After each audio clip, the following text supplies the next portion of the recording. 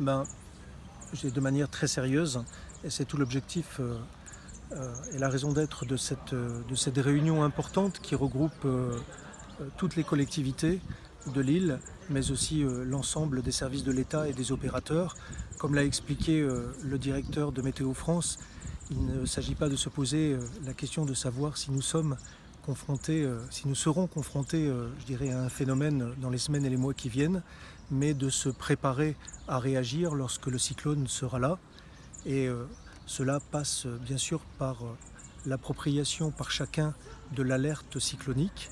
Les choses ont évolué depuis la fin de l'année 2018, puisque désormais, lorsque un phénomène se produit, nous ne prenons plus en compte simplement le facteur vent, mais nous prenons l'ensemble des facteurs en compte, c'est-à-dire le vent et la pluie. Et c'est vraiment sur la base du cumul de ces facteurs que sera déclenchée l'alerte cyclonique. Lorsque nous serons confrontés à l'arrivée d'un phénomène dépressionnaire, eh bien, il n'y aura qu'une seule alerte, c'est-à-dire une alerte cyclonique.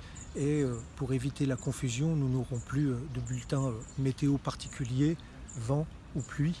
Vraiment, face à un phénomène dépressionnaire, une seule alerte, l'alerte cyclonique.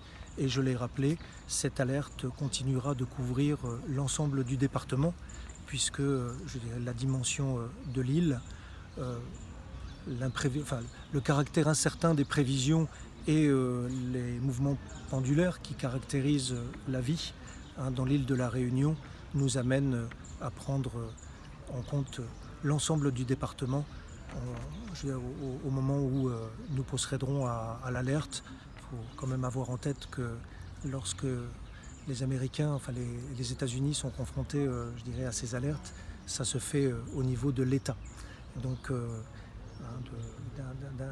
la totalité d'un État.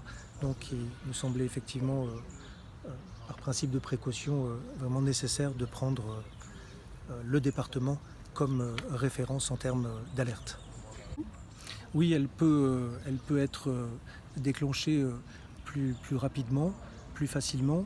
Et de ce fait, on sera peut-être, confronté à des alertes de niveau rouge qui dureront un petit peu plus longtemps que ce à quoi on était confronté précédemment.